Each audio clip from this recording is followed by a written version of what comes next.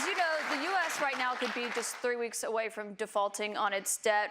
That could mean millions of jobs lost, people not getting their Social Security payments. People believe it would put the U.S. economy into a recession. On that topic, I want to bring in Marta Cervella, a student here at St. Anselm. She is an undeclared voter who did not vote in 2020. Marta, what's your question?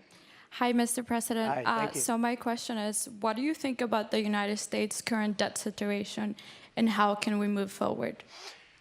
Such an important question. So we're at $33 trillion, a number that nobody ever thought possible. When we had our economy rocking and rolling just prior to COVID coming in, like literally, we were making a fortune. And oil, we were going to make so much money from oil, we were going to start paying off debt. But then with COVID coming in, we had to do other things. We had to keep this country alive because it was so serious. But we have to get the country back. We have to lower energy prices. We have to lower interest rates. Interest rates are through the roof. Energy has to come down. It all has to come down, and we have to start paying off debt.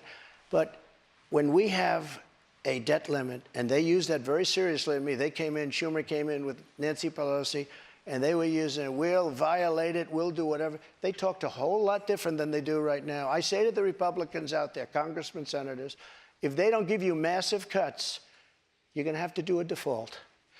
And I don't believe they're going to do a default because I think the Democrats will absolutely cave because you don't want to have that happen.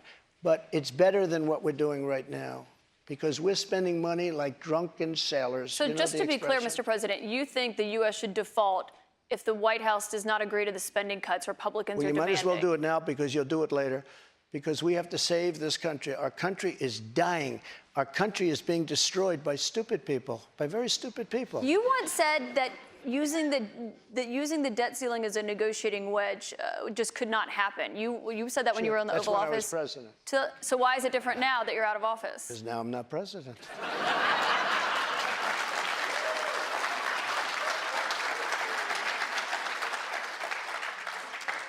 The U.S. defaulting would be massively consequential for everyone in this room, for all Americans. You don't know. It's psychological. It's really psychological more than anything else.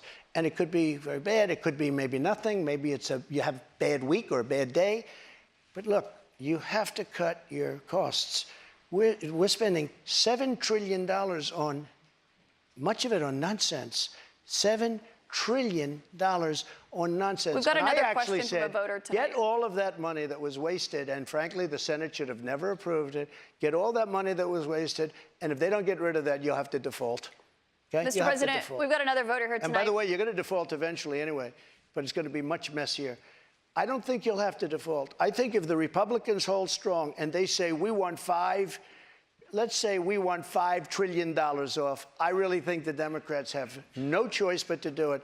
And if I win, they're going to be doing the same thing to me in 2 years. I guarantee you that.